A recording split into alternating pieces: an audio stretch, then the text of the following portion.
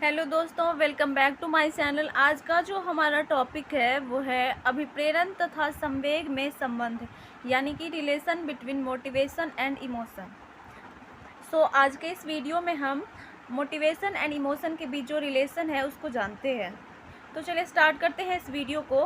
Motivation and emotion का video मैं अलग से बना चुकी हूँ, तो आप मेरे चैनल पे जाके देख सकते हैं और लिंक भी आपको डिस्क्रिप्शन में मिल जाएंगे। तो स्टार्ट करते हैं इस वीडियो को। अभिप्रेरण यानी कि मोटिवेशन, इन दोनों में हमें रिलेशन बताना है। अभिप्रेरण और संवेग के बीच क्या रिलेशन है।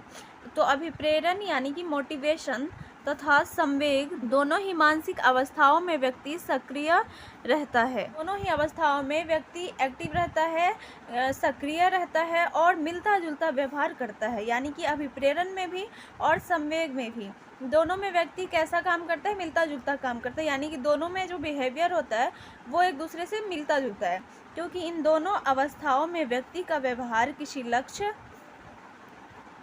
गोल की ओर निर्देशित डायरेक्टेड होता है। दोनों ही अभिप्रेरण यानी कि मोटिवेशन और संवेग में दोनों में क्या होता है, व्यक्ति का जो बिहेवियर होता है वो एक गोल की तरफ ले जाता है, व्यवहार किसी लक्ष्य की ओर निर्देशित करता है। इस समानता के बावजूद भी संवेग तथा अभिप्रेरण एक दूसरे से अलग होता है। दोनों ही सिचुएशन में, दोनों ही अवस्थाओं में क्या होता है कि व्यवहार मिलता जुलता रहता है, फिर भी ये दोनों एक दूसरे से अलग हैं। वो कैसे, तो इसको हम जानते हैं। संवेग यानी कि इमोशन की स्थिति में व्यक्ति अपने अपने उत्पन्न भाव फीलिंग्स पर जोर डालता है तथा लक्ष्य की ओर पहुंचने पर कम बल डालता है।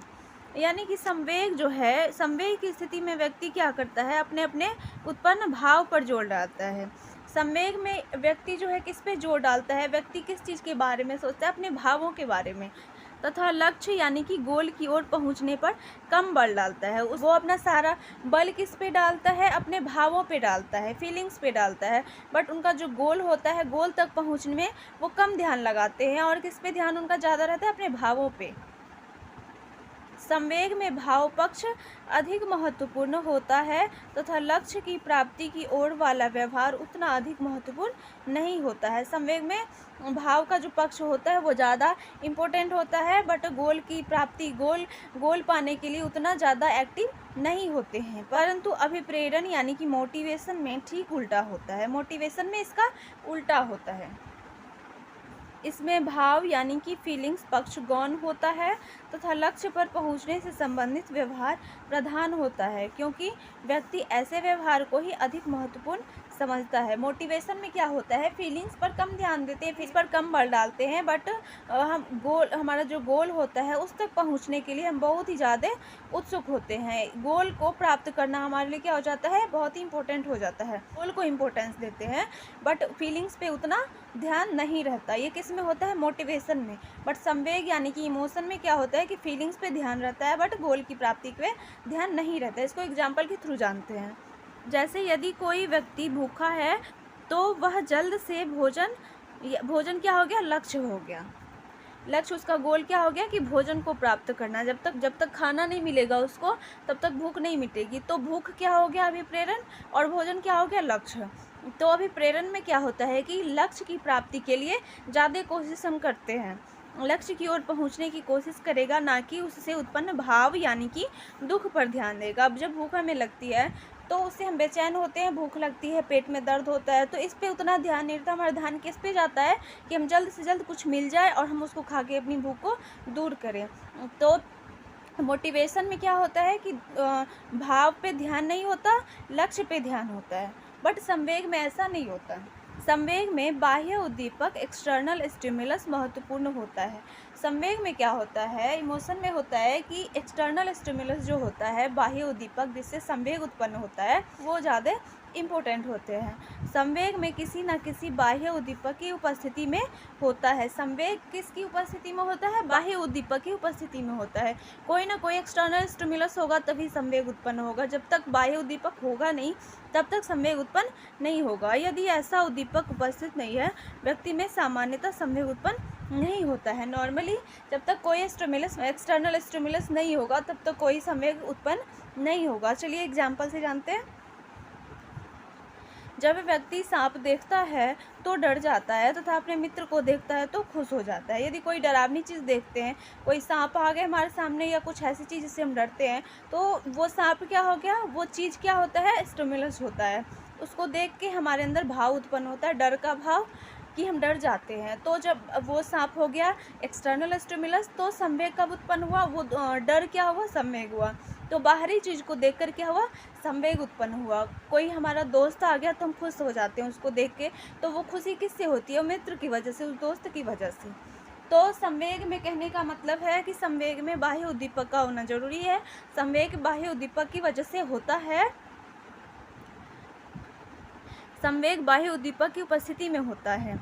अगर सांप नहीं होता यानी बाह्य उद्दीपक नहीं होता तो व्यक्ति में डर यानी कि संवेग नहीं उत्पन्न होता। अभी मैंने बोला कि अगर कोई ऐसी चीज़ जिससे हम खुश होते हैं, ऐसी कोई चीज़ जिससे हम डरते हैं, या फिर कोई और संवेग है जो किसी चीज़ की वजह से, कोई बाहरी स्टिमुलस की वजह से उत्पन्न होता है, तो जब तक वो स्टिमुलस नहीं रहेगा व्यक्ति में वो संवेग नहीं उत्पन्न होगा। व्यक्ति अपने मित्र को नहीं देखता तो खुश नहीं होता, अगर सामने मित्र नहीं आता तो वो खुशी उत्पन्न नहीं होती।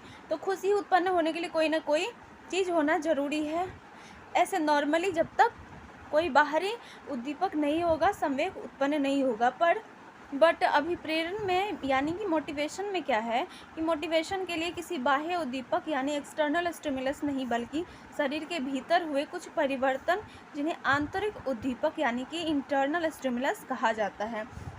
अभिप्रेरण के लिए क्या है कि इंटरनल स्टिमुलस का होना जरूरी है। जब व्यक्ति के शरीर के कोशिकाओं यानी कि सेल में पानी कम हो जाती है तो इससे प्यास लगती है। जब हमारे सेल्स में पानी की कमी होने लगती है तब हमें प्यास का अनुभव होता है। लेकिन अगर हमारे सेल में पानी मौजूद है, पानी है, तो हम बाहर तालाब को देख के, कुएं को देख के या फिर पानी का भरा मग देख के प्यास नहीं लगेगी, हमें प्यास का अनुभव ही नहीं होगा। तो ये क्या हो गया, इंटरनल स्टिमुलस हो गया कि हमारे शरीर के अंदर कुछ बदलाव हो रहा है जो हमें मोटिवेट कर रहा है। ठीक उसी तरह से जब व्यक्ति के रक्त में चीनी की मात्रा का स्तर कम हो जाता है तो इससे भूख लगती है, ना कि भोजन को देख के। वैसे ही जब हमारे ब्लड में शुगर की मात्रा कम हो जाती है तो उससे हमें भूख का अनुभव होता है। खाना आगे भोजन कितना भी रहे, जब तक भूख नहीं लगेगी हम उसे खा नहीं सकते। शुगर कम होगा तो हमारे अंदर अपने आप भूख की फीलिंग आएगी।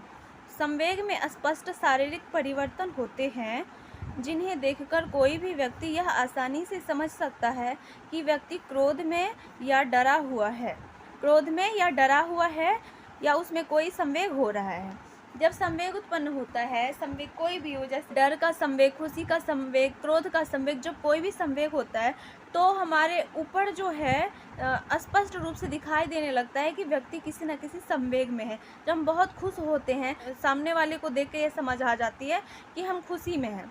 बट जब हम डरे हुए होते हैं तो हमारे ऊपर पसीना आने लगता है या फिर बॉडी में कुछ ना कुछ चेंजेस आते हैं जिस वजह से लोगों को पता चल जाता है कि व्यक्ति डरा हुआ है। वैसे ही क्रोध का है कि जब हम क्रोधित होते हैं तो हमारे हाथ पैर कांपने लगते हैं या फिर आंखें लाल हो जाती है, कुछ ना कुछ बॉडी में चेंजेस आते हैं जिस वजह से पता चलता है कि व्यक्ति किसी न किसी संवेग में है। परंतु उस अभिप्रेरण में शारीरिक परिवर्तन तो होता अवश्य है, परंतु वह इतना स्पष्ट नहीं होता है कि उसके आधार पर हम कह सकते हैं कि व्यक्ति में अमुक अभिप्रेरण है। संवेग में तो देखकर पता लगा सकते हैं कि व्यक्ति संवेग में है, बट अभिप्रेरण में ऐसा नहीं होता है। जैसे कि नॉर्मल सी बात है कि जैसे हम आप कोई भी, जब हम कोई काम करते रहते हैं तो भूख लग जाती है, बट होता है कि ये काम ख़त्म कर ले फिर खाना खा लेंगे। तो उस वक्त हम ऐसा कुछ नहीं करते जिससे कि सामने वाले को ये लगे कि ये अभिप्रेरण में है।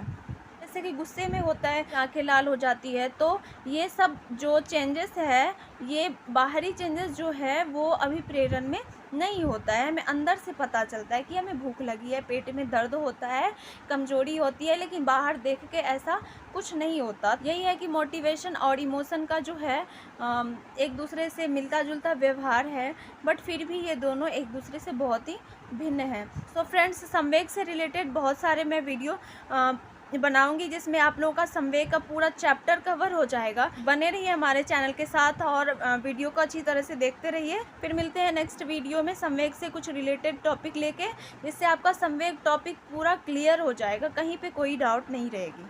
So thanks for watching this video.